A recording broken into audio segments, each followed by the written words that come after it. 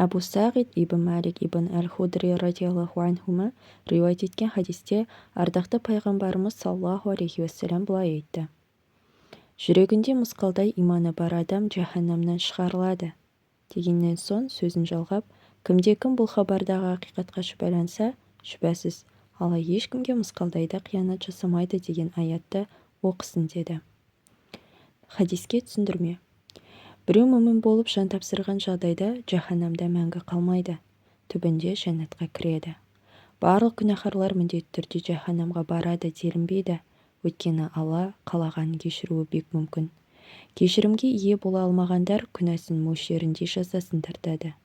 Егер ол күнәһар құл мүмин болса, оның орны мәңгілік жаһаннам емес. Хадисті риуаят еткен сахаба бұл сүйінші хабарға күмәнданатындарға Ниса сүресінің 40 аятын дәлел ретінде көрсеткен.